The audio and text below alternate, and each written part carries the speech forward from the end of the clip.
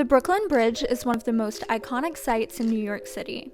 Its beautiful views of Lower and Midtown Manhattan, the East River, and Brooklyn, in addition to the beauty and cultural significance of the bridge itself, make it a very popular tourist destination. Today, I'm going to tell you everything you need to know before visiting. Hey everybody, welcome back to my channel. Happy 2022. If you're new here, my name is Hannah and I make videos about New York City and my life living in it. So if that sounds interesting to you, please do me a favor and tap that subscribe button and let's get right into the video with a little bit of history. The Brooklyn Bridge was designed by John Roebling and was built between 1869 and 1883. The two towers are constructed of limestone, granite, and concrete, and each tower features two Gothic-style arches. It is the oldest of New York City's three suspension bridges. The other two are the Williamsburg Bridge, which was completed in 1903, and the Manhattan Bridge, completed in 1909. During the construction process, Roebling died in an accident while surveying land for the bridge. His son Washington then took over, but unfortunately in 1872, he suffered from decompression sickness and became confined to his home. His wife Emily then took over supervising the work and played a major role in the construction of the bridge. She was the first person to cross it after its completion. The Brooklyn Bridge cost $15 million to build, which would be more than $320 million today. Now that you have a little background info, let's get into planning your visit.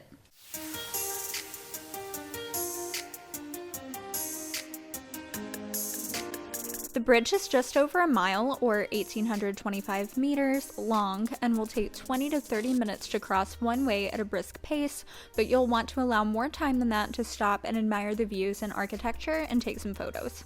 I would recommend allowing at least an hour to walk across one way and up to 2 hours if you're going to walk over and back. The Manhattan entrance is located in the Financial District at the northeast corner of City Hall Park along Center Street, and the easiest way to get here is by subway. You can take the 4, 5, or 6 train to the Brooklyn Bridge City Hall stop, the N, R, or W to the City Hall stop, or the J or Z train to Chambers Street. There are 2 entrances on the Brooklyn side. You can take the 2, 3, 4, or 5 train to Borough Hall, or the A, C, or F train to J Street and enter at the intersection of Tillery and Adams Street. Or you can take the A or C train to High Street and enter directly under the bridge on Washington Street. Here's my personal recommendation, especially if you only plan on walking across one way.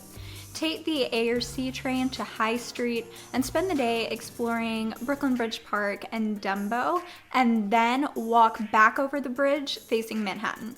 This area is absolutely beautiful and has, in my opinion, the best views of Manhattan in the entire city. You can also grab this beautiful and iconic photo on Washington Street where you can see the Empire State Building under the Manhattan Bridge. When you're done, just walk up Washington Street and enter from the stairs under the bridge. From this direction, you'll have this stunning view of Manhattan the whole way across.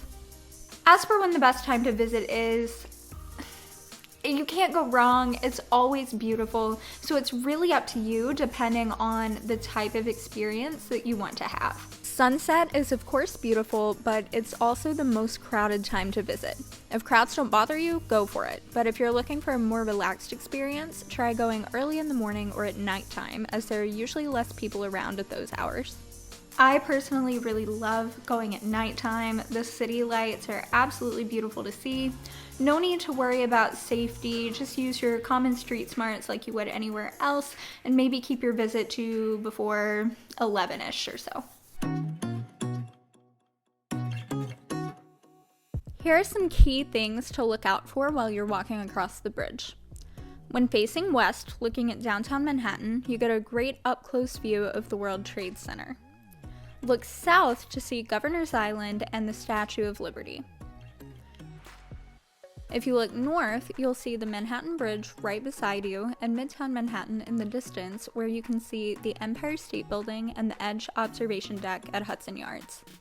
It's also worth noting that you can bike across the Brooklyn Bridge if you'd like, but for first-time visitors, I would recommend walking. The bike lane is on the lower level of the bridge next to where the cars drive, so you won't be able to see as well or take your time like you would walking along the upper level. Also note that if you do decide to bike, you can't enter from the Washington Street entrance in Brooklyn. You'll have to enter at Tillery and Adams instead. By the way, the bike lane was actually up on the pedestrian platform until pretty recently. They moved it in September 2021, and the change has been absolutely fantastic for everybody. The upper level is much less crowded now, and it's much easier and less frustrating for both the pedestrians and the cyclists. Now for a few general tips for your comfort and the comfort of others.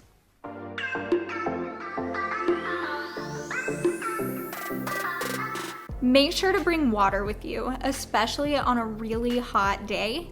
There are usually going to be people on the bridge selling bottles of water, so if you forget yours, I really hope you have cash. You will need cash to buy it from them.